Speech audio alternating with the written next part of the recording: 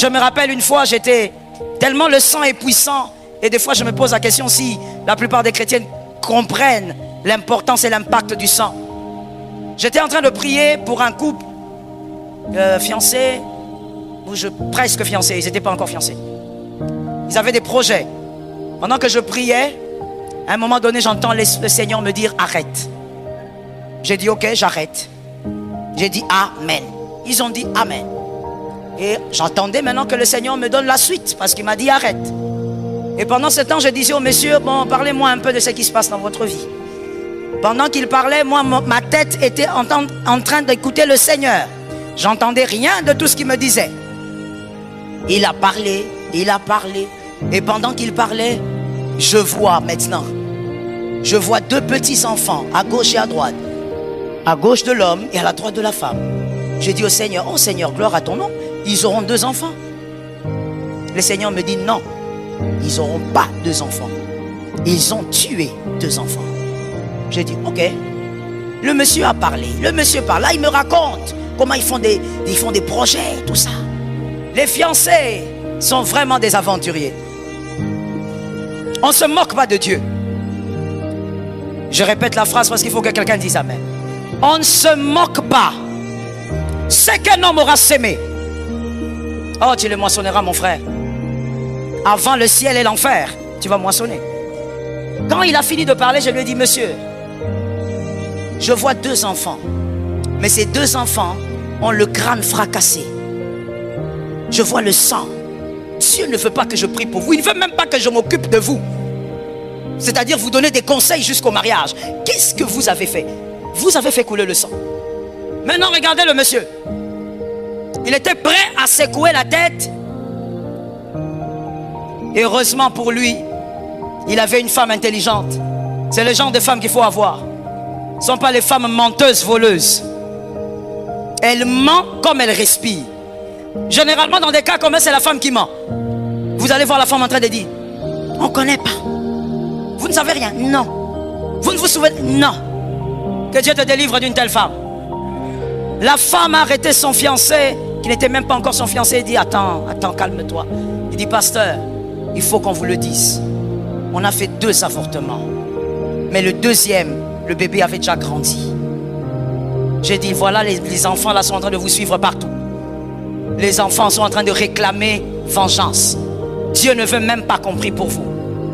Mon frère, j'ouvre une parenthèse pour dire, le sang réagit au sang. Si tu as déjà fait un avortement, tu dois demander pardon et confesser. C'est un péché qu'on ne demande pas pardon en cachette. Tu confesses d'abord auprès d'un homme de Dieu. Et ensuite, on prie pour toi. Mon frère, si tu as fait avorter une fille, il faut que tu demandes pardon. Tu vas chez un homme de Dieu. Ne va pas chercher Jésus comme un ticket de 2024. Tu attends seulement traverser. Bonne année. Va confesser. Qu'on prie pour toi. Sinon, le sang va te poursuivre toujours et ne s'arrêtera pas. La Bible dit, ce sang-là crie vengeance devant Dieu.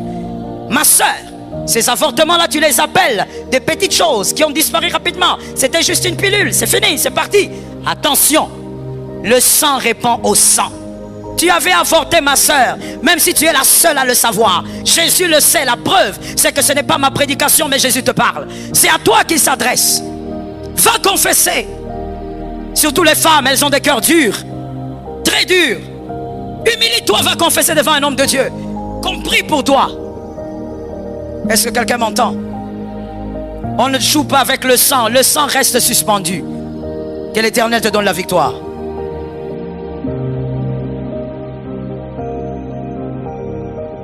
Il est important que tu comprennes et que tu maîtrises certaines vérités dans la vie. Lorsque tu ne les maîtrises pas, mon frère, il y a un problème qui arrivera dans ta vie que tu ne sauras pas résoudre. Je crois que la sagesse est ta sœur ce matin. Que la sagesse soit ta sœur pendant que tu entends la parole.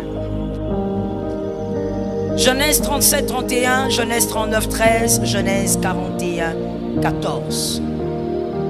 Ces 2 versets, ces 3 versets, et même ces 3 chapitres, nous parlent des tuniques de Joseph. Les 3 types de tuniques de Joseph. Joseph a abandonné plus de 3 tuniques, mais on va parler de ces 3. Et si je n'arrive pas à parler de tous les trois, par la grâce de Dieu, nous allons continuer le dernier dimanche. La première tunique de Genèse 37-31, c'est cette fameuse tunique qu'on avait arrachée à Joseph par ses frères. Quelqu'un m'a dit la méchanceté. On a arraché cette tunique parce qu'il y avait trop de jalousie, trop de haine et beaucoup trop d'aigreur dans le cœur. Ils ont vendu leur petit frère. La méchanceté. Genèse 39-13, c'est la tunique que je vais appeler ici la tunique de paix. Joseph abandonne sa tunique parce qu'il ne voulait pas coucher avec la femme de Potiphar. Il ne voulait ni trahir son Dieu, il voulait aussi ne pas trahir Potiphar. Joseph est un homme tellement loyal qu'il accepte d'aller en prison pour quelque chose qu'il ne connaît pas. Parce qu'il veut rester loyal à un homme qui lui a fait du bien. Et cet homme, c'était Potiphar. Genèse 41-14, c'est la tunique de positionnement. On sort le monsieur de la prison, on lui enlève la tunique de prisonnier. Pourquoi? Parce que ce jour-là, tout allait changer. Quelqu'un me dit, tout allait changer. Merci de me le dire. Tout allait changer. Il allait devenir le premier ministre de l'Égypte. Et donc, la tunique de la prison était restée. Les trois tuniques. Je voudrais vous ramener vers quelque chose. C'est grâce à l'abandon de ces trois tuniques, que je vais appeler les tuniques majeures, de ces trois tuniques, que le peuple d'Israël un jour est entré en Égypte et a mangé les concombres dans la paix. C'est parce qu'il y a quelqu'un qui avait payé le prix. C'est parce qu'il y a quelqu'un qui avait accepté la méchanceté de ses frères sans devenir un monstre. Je voudrais ouvrir une parenthèse pour dire à quelqu'un ce matin: ne deviens pas un monstre parce que tu as épousé un monstre. Ne deviens pas un monstre parce que tu as rencontré des monstres. Ne deviens pas méchant parce que tu as rencontré des méchants. Joseph a permis à tout un peuple d'être dans la paix parce qu'il avait laissé les trois tuniques. La Bible révèle clairement qu'une génération, quelqu'un me dise une génération, une seule, oui, pas 4, pas 5, une seule génération était en paix, avait profité de la gloire de Joseph. Genèse 15-13. Genèse 15-13. Ça c'est une prophétie, alors une prophétie accomplie, mais nous allons lire parce que c'était une prophétie quand elle avait été dite. Genèse 15. Genèse 15-13. L'Éternel dit à Abraham: sache que tes descendants seront étrangers dans un pays qui ne sera pas à eux. On le réduira en esclavage et on les opprimera pendant 400 ans. Amen. La prophétie disait: le peuple irait, le peuple s'installerait, mais ce même peuple serait esclave. Je voudrais te ramener à une chose. La prophétie est sortie en Genèse 15-13 et donnée à Abraham. Pendant que la prophétie est donnée, Abraham n'a pas Isaac. Alright? Abraham n'a pas Isaac, c'est-à-dire qu'on lui parle des choses vraiment très lointaines. La prophétie est donnée sur sa descendance alors que lui n'a pas encore un seul enfant. Lorsque la prophétie est donnée parce que quelque chose allait entrer en jeu. Qu'est-ce qui allait entrer en jeu? Le comportement de fils de Jacob. La prophétie de Genèse 15-13 est attachée à un comportement. Et ce comportement, c'est la méchanceté des frères de Jacob. Dieu ici donc en Genèse 15-13, et je voudrais attirer l'attention de quelqu'un. Il donne une prophétie. Il parle d'un avenir, mais il ne parle pas de sa volonté. Il y a une différence. Je n'ai pas le temps ici, mais je vais quand même ouvrir cette brèche. Il y a une différence entre recevoir la prophétie et recevoir la prophétie volonté de Dieu.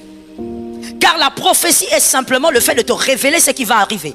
Dieu peut te révéler ce qui va arriver sans être d'accord avec ce qui va t'arriver. C'est là où plusieurs branchent. Dieu peut te révéler l'avenir. Il peut te révéler ce qui va arriver ce soir sans qu'il ne soit d'accord avec ce qui va arriver ce soir. Il ne faut pas t'arrêter à dire c'est Dieu qui m'avait dit. Dieu peut te dire sans qu'il ne soit d'accord. La prophétie ne veut pas dire Dieu est d'accord. La prophétie veut dire on te parle de l'avenir. Qui a noté ça très bien? La prophétie veut dire parler de l'avenir. Mais Dieu peut parler sans être d'accord. Dieu a parlé à Abraham. Il lui a dit ta descendance sera captive. Mais la descendance a été captive parce que Joseph avait été vendu avec beaucoup de méchanceté. La chose arrivera. Mais comment elle arrivera? Ça dépend maintenant de toi. Est-ce que quelqu'un m'entend? Le comportement des frères de Joseph, la méchanceté. Lorsqu'ils ont agi, cette méchanceté a rencontré une réalité. Que quelqu'un me dise une réalité. Cette méchanceté est entrée en collision avec une réalité. La méchanceté des frères de Joseph est entrée en collision avec Romains 8, 28. Romains 8, 28. Lorsque quelque chose se fait dans la vie d'un enfant de Dieu, Romains 8, 28 intervient. Même ce qui se fera ce soir dans ta vie, je prie que Romains 8, 28 intervienne. Je suis d'accord avec celui qui est d'accord.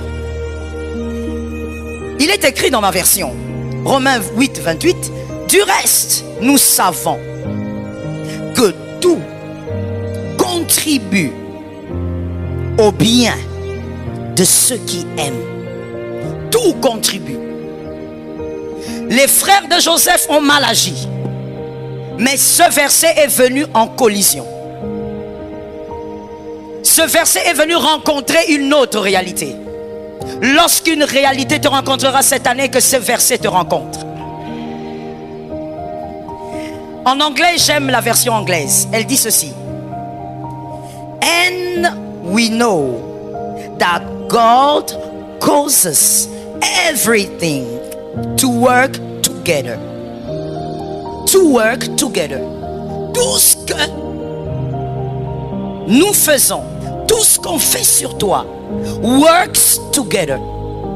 Dieu s'organise pour que ça travaille ensemble. Lorsque Dieu est avec toi, tous tes adversaires travaillent ensemble pour toi. Lorsque Dieu est avec toi, tous les événements qu'on grille pour te faire chuter travaillent ensemble pour toi.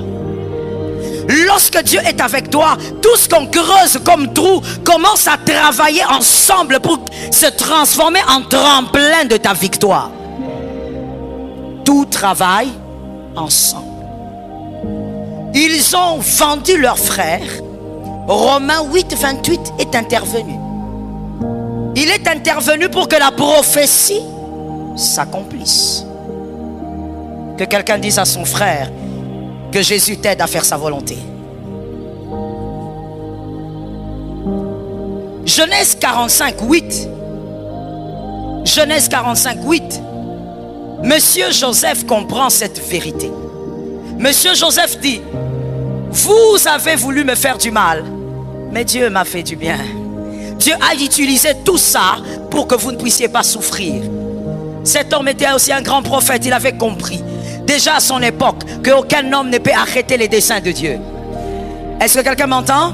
J'ai aimé cet amen, je fais un autre amen. Parce que tu vas comprendre ce qui va suivre si tu donnes un bon amen. Joseph avait compris qu'aucun homme, aucun esprit, aucun pouvoir ne peut empêcher ce que Dieu a déjà organisé.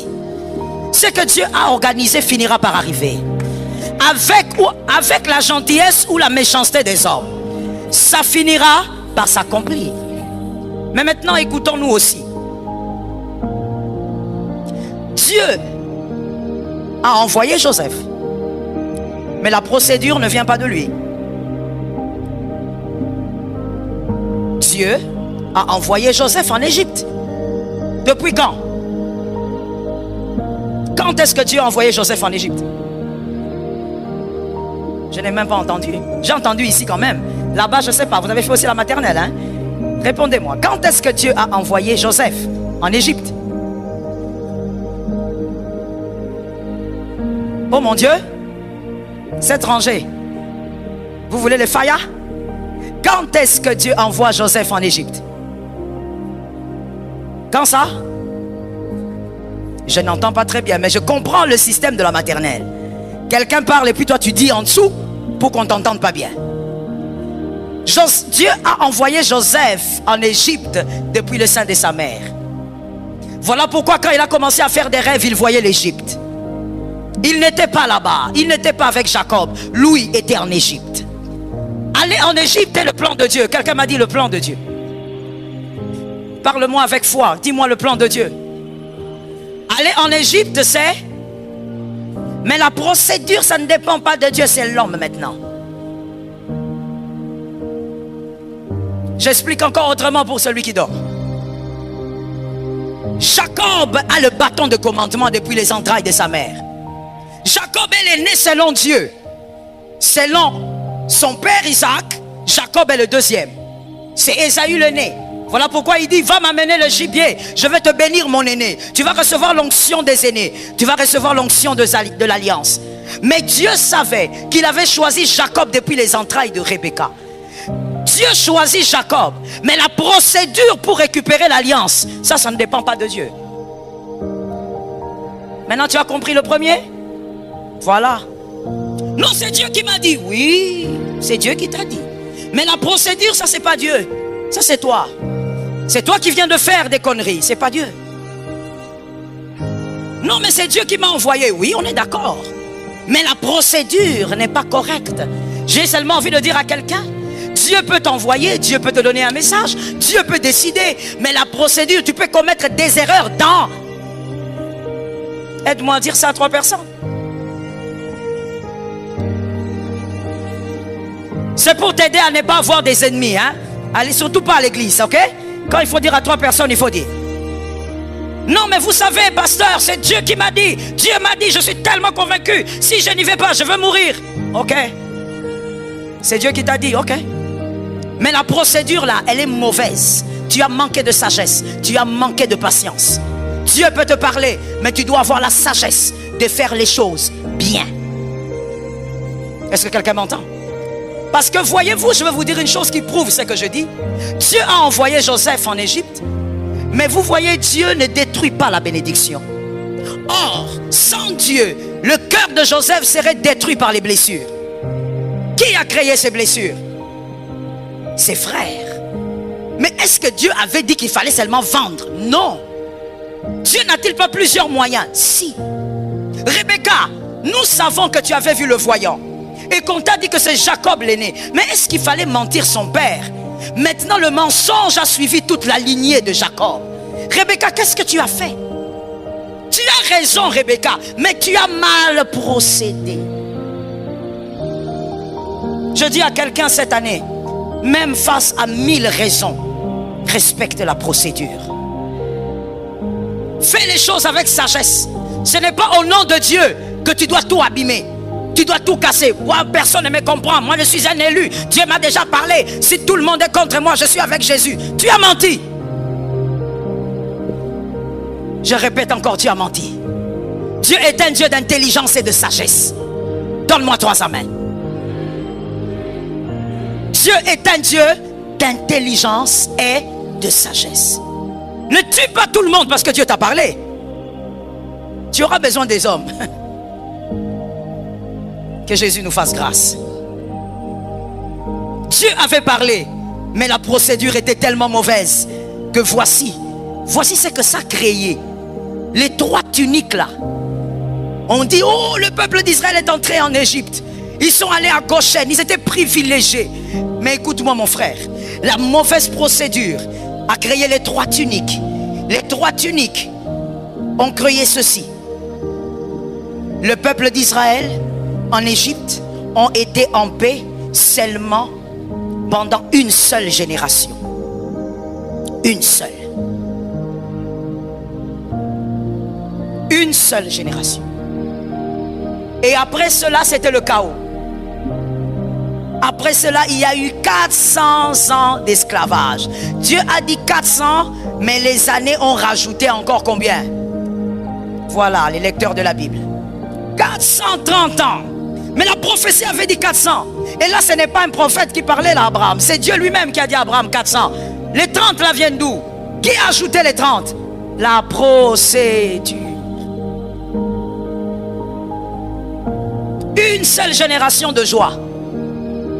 Mais 430 ans de larmes, de tumultes, de pleurs, de souffrances, de chaînes. Au nom de Jésus, il faut que tu fasses les choses autrement à partir de maintenant. Oui. Même si tu ne sais pas trop de quoi je parle, tu donnes seulement un amen, tu comprendras. Il faut vraiment que tu changes. J'ai envie de te dire, mon frère, à ton âge, vraiment, il faut que certaines choses changent. Ils ont été en joie pendant une seule génération. La Bible dit, quand Joseph est mort, la joie de Joseph est morte avec lui. Leur paix, leur sourire est parti avec Joseph. Un autre pharaon s'est levé et il les a traumatisés pendant 430 ans. Que Jésus ait pitié de tes enfants. Ton amen est faible, tu n'as pas compris. Que Jésus ait pitié de tes enfants. Parce qu'il y a des choses que tu dois corriger maintenant, tout de suite. Joseph a célébré, Manassé a célébré, Ephraïm, mais la descendance. Mon frère, en 2024, il ne faudrait pas que tu aies 3 mois de paix et puis le chaos, le reste. C'est de ça qu'il s'agit ce matin. Si je te laisse célébrer comme ça le nouvel an, je suis vraiment un mauvais pasteur.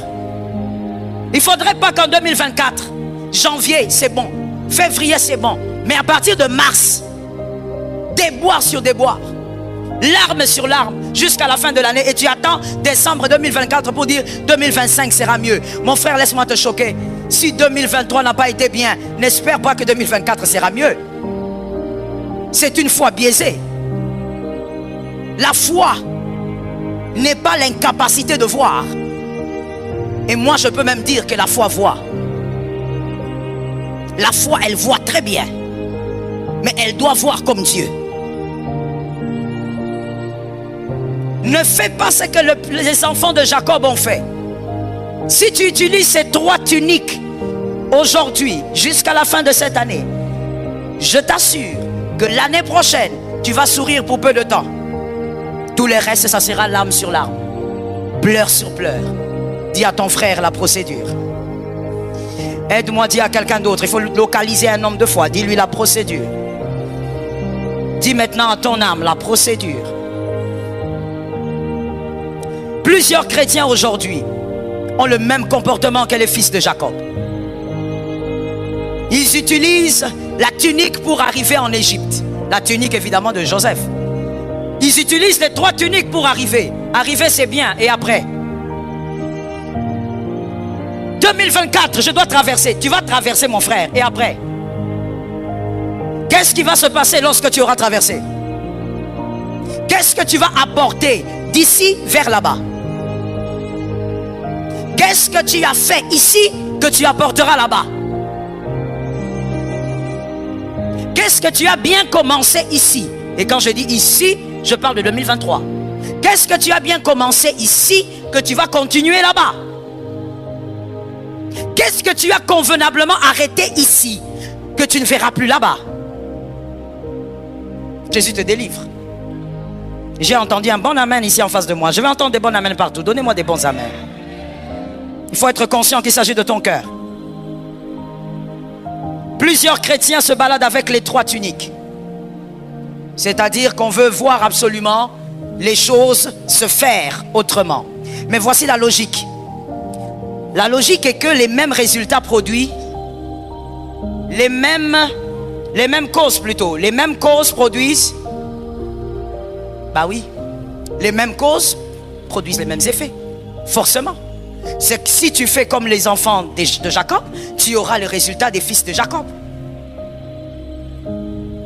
La première tunique, on a dit que c'était la tunique de quoi? Pardon? La méchanceté. Merci beaucoup. Merci de suivre. La tunique de la méchanceté. Mettez une virgule et écrivez aussi la tunique de l'arrivée. La tunique de l'arrivée. Plusieurs d'entre nous, nous sommes comme ça. Bonne année. Bien, tout le monde, il y a même des gens qui vous disent Joyeux Noël. Même si on ne sait pas trop ce que ça veut dire. On utilise Jésus comme la tunique d'arrivée. À la fin de cette année, la majorité des chrétiens parlent de Dieu. Même ceux qui ne savent même plus comment prier tellement ça fait longtemps. Mais maintenant, là, si tu dis à quelqu'un, mon frère, ça va aller. Ah, Dieu est là. Parce qu'il considère que Dieu, Jésus est le ticket d'arrivée en 2024. Jésus n'est pas un ticket. Tu vas entendre tout le monde dire, tu seras à l'église les 30 et les 31, tu seras la veillée, tu iras où? Tu iras prier où? Oh mais c'est la fin de l'année, il faut toujours aller traverser avec Jésus. Jésus n'est pas un ticket. Donne un amen. Jésus n'est pas le ticket du bus, du métro, il n'est pas le ticket. Lorsqu'on utilise Jésus comme un ticket, nous faire arriver en 2024, voilà pourquoi tous les chrétiens en ce moment, même si tu lui écris, comment tu vas? Jésus est fidèle. On parle de Jésus partout, pourquoi? On a peur de la mort, on ne doit pas mourir, on doit traverser. Les enfants ne doivent pas mourir, il faut. Tout le monde devient gentil. Tout le monde sourit. Jésus est le ticket qui va nous amener à traverser. Écoute, le ticket du bus, du métro, dès qu'on arrive, on l'abandonne. Il n'y a personne qui garde le ticket comme, je ne sais pas, archive ou quoi. Quand on arrive à destination, on fait quoi avec le ticket? On jette le ticket. Mais c'est le cas de la plupart des chrétiens. Et certains même, nombreux, je veux dire, sont ici. Tu as vu les ailes que tu as? Tu verras encore les ailes que tu auras à la fin de la semaine. Personne ne te cherchera. Tu monteras au-dessus de la tête du motard pour arriver à l'église. Tout ça pourquoi? C'est la fin de l'année. Il faut traverser avec Jésus. Il faut que Jésus m'amène là-bas. Non, Jésus est une vie, ce n'est pas un ticket. L'affaire de la croix n'est pas une affaire de ticket, c'est une affaire de vie. Est-ce que quelqu'un m'entend bien? Jésus n'a pas envie, n'a même pas besoin d'être le ticket de ta vie. Il veut être le guide de ta vie. Jésus veut être le gouvernail de ta vie. Tu aimes Jésus à la fin de l'année. Les amoureux de Jésus de la fin de l'année aiment Jésus tout le temps et à chaque instant. Regarde ton voisin, dis-lui on parle de Jésus. Est-ce qu'il y a des gens ici? Si tu ne dis pas ça, il va attendre seulement qu'on lui dise reçois la maison. Il n'y a pas de maison ici. Aujourd'hui on ne reçoit pas maison, on ne reçoit rien. C'est que tu devais recevoir de plus grand, tu l'as déjà en toi. Jésus n'est pas un ticket qui va nous aider à traverser, à vivre 2024. Si tu iras en 2024, c'est parce qu'il te fait grâce. Ce n'est pas parce que tu pries, tu jeûnes, il te fait grâce. Que la main de Dieu tombe sur ta maison. Que la main de Dieu t'aide à comprendre les choses que l'Éternel veut que tu comprennes. Jésus n'est pas un ticket. Ils ont mal manipulé le sang. Qui? Les frères de Joseph. Ils ont pris le sang, ils ont mis sur la première tunique et ils l'ont présenté à leur père. Voici, Joseph est mort. Écoute-moi mon frère. La mauvaise manipulation du sang crée des problèmes. Le sang répond au sang. L'affaire de la croix est une affaire de sang. Si c'est une affaire de sang, c'est que c'est une affaire d'âme. Jésus est mort pour t'avoir toute sa vie. Il est mort pour que tu sois sa vie et qu'il soit ta vie. Jésus est mort pour que ça soit un mariage. Un mariage, oh praise the Lord, un mariage qui ne subira pas de divorce. C'est pourquoi Jésus est mort. Jésus n'est pas mort pour te servir de ticket de bonne année. Je me rappelle une fois, j'étais tellement le sang est puissant et des fois je me pose la question si la plupart des chrétiens comprennent l'importance et l'impact du sang. J'étais en train de prier pour un couple fiancé. presque fiancés, ils n'étaient pas encore fiancés. Ils avaient des projets. Pendant que je priais, à un moment donné, j'entends le Seigneur me dire arrête. J'ai dit ok, j'arrête. J'ai dit amen. Ils ont dit amen. Et j'attendais maintenant que le Seigneur me donne la suite, parce qu'il m'a dit arrête. Et pendant ce temps, je disais au monsieur, bon, parlez-moi un peu de ce qui se passe dans votre vie. Pendant qu'il parlait, moi, ma tête était en train d'écouter le Seigneur. J'entendais rien de tout ce qu'il me disait. Il a parlé. Et pendant qu'il parlait, je vois maintenant. Je vois deux petits enfants à gauche et à droite. À gauche de l'homme et à la droite de la femme. Je dis au Seigneur, oh Seigneur, gloire à ton nom. Ils auront 2 enfants. Le Seigneur me dit non. Ils n'auront pas 2 enfants. Ils ont tué 2 enfants. J'ai dit ok. Le monsieur a parlé. Le monsieur parle. Là, il me raconte comment ils font des projets, tout ça. Les fiancés sont vraiment des aventuriers. On ne se moque pas de Dieu.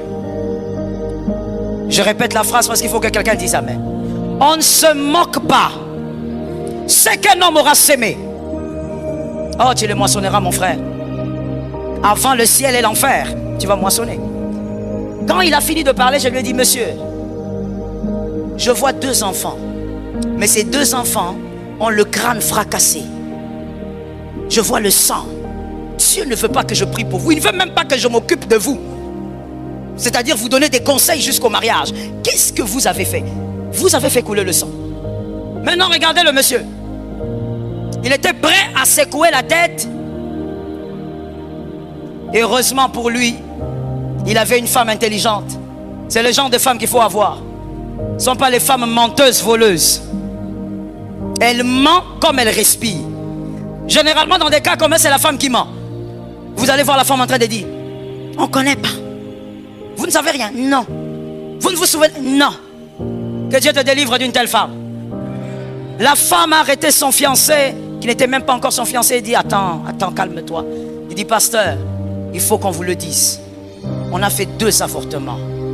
Mais le 2e, le bébé avait déjà grandi. J'ai dit, voilà, les enfants là sont en train de vous suivre partout.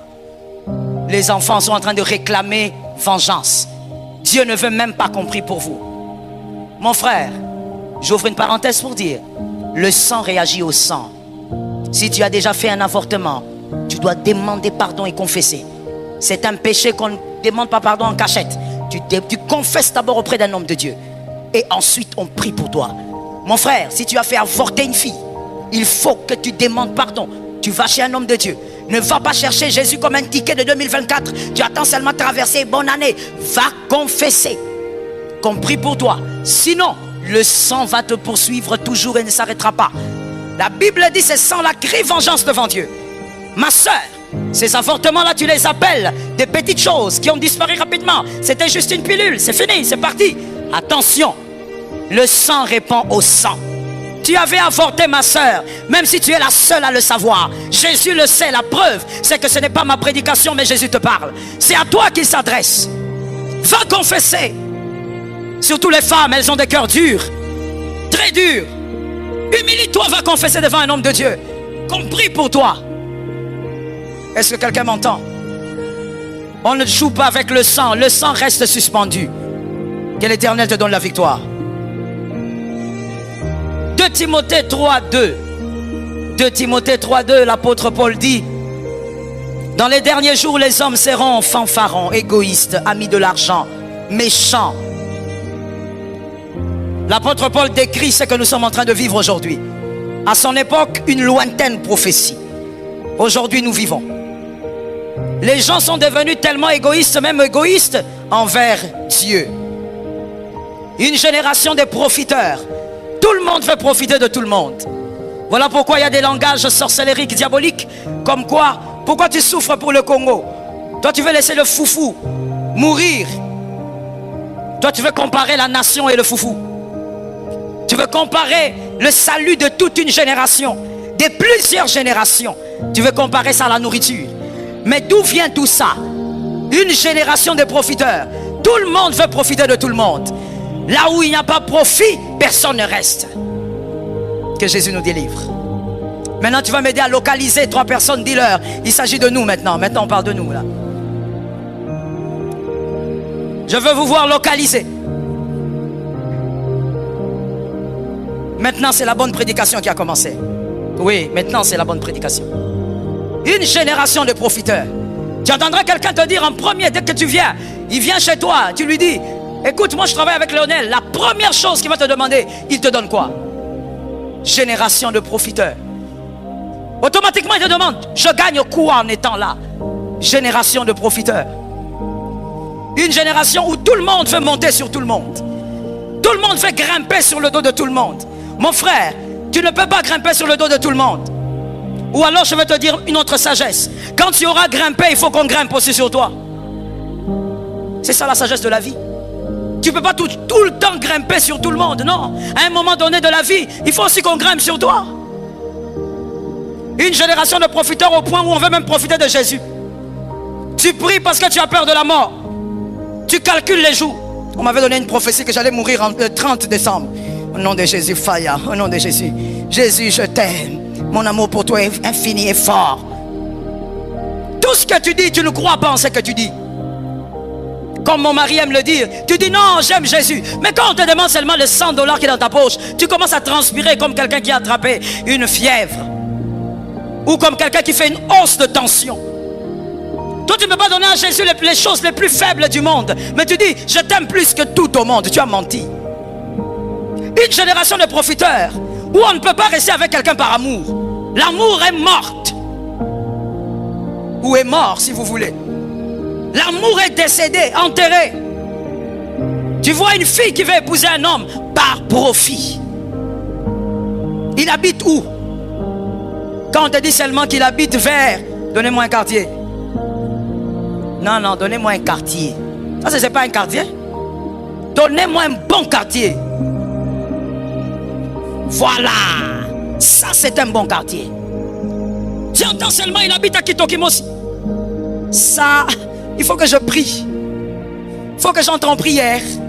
Là, maintenant, tu es devenue femme de prière. N'est-ce pas, Laetitia? Maintenant, tu es devenue femme de prière. Mais quand on te dit, oh, il habite Gombe, il travaille à tel endroit, il a des entreprises. Alléluia, Dieu m'avait promis que cette année ne finira pas. In the name of Jesus. Dieu t'avait promis. Tu as oublié que tu dois prier. Génération. Merci. Je te dis, c'est la meilleure partie de la prédication, donc il faut répondre. Profiteur. Il y a des gens même qui viennent dans les églises par. Non, je vais aller dans telle église parce que j'ai remarqué qu'il y a tel ministre qui vient. Sorcier. Non, je viens dans telle église parce que j'ai remarqué qu'il y a le DG, le PDG. Quelle génération de profiteurs.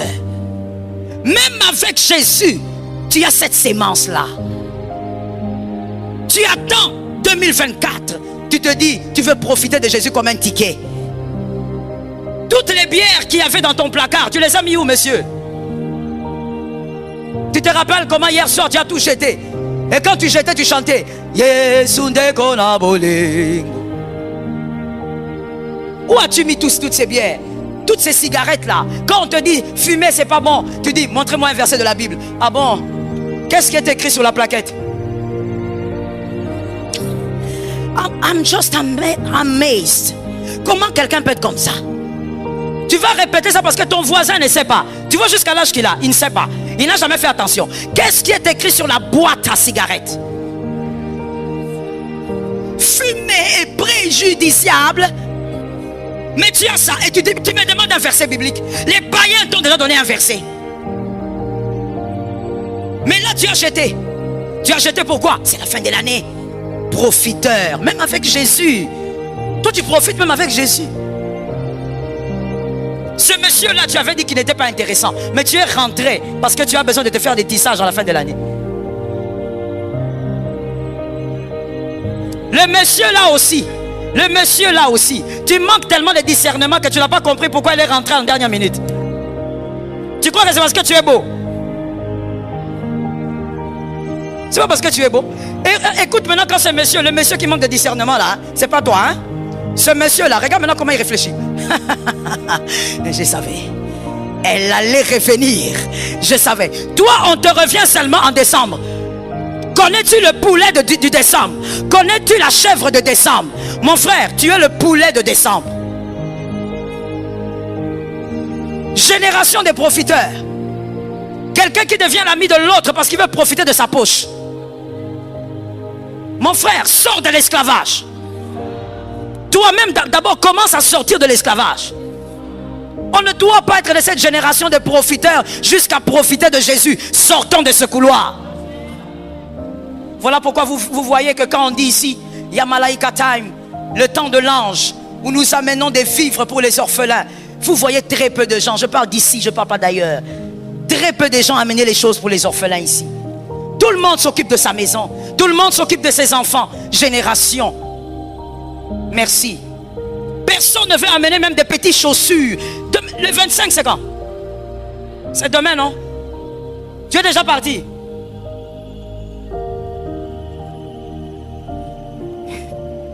Je vais répéter la question, mon fils, il n'a pas compris. Je posais la question, madame. Tu es déjà parti? Déjà, hein? Déjà. Donc, comme tu es là, tu as plusieurs odeurs sur ton corps, car tu étais au grand marché. Tu t'es frotté aux humains.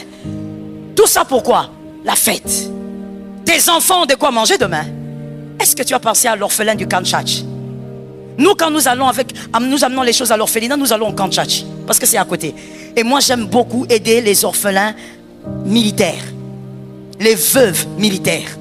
Maintenant, dites-moi, toi, tes enfants ont des chaussures pour demain. L'orphelin, il a quoi? Tu as pensé à l'orphelin aussi? En sortant d'ici, quand je dirai Amen, recevez la bénédiction. Il y a même des gens qui seront déjà en train d'avoir un pas dehors. Parce que tu veux partir, parce que tu veux vivre ta fête. Mais est-ce que tu as pensé à la veuve? Ta maman a un pagne, mais il y a cette veuve militaire qui n'a rien. Mais nous sommes tellement dans une génération de profiteurs que tout ce qui t'importe, c'est ta maison. Tu regardes ta maison, tu dis, j'ai la provision, donc ça suffit. Tu regardes ta garde-robe, non, mes enfants, ça suffit. Non, mon frère, ça ne suffit pas. J'ai entendu 2 amens. Donne-moi 3 amens que le ciel s'ouvre.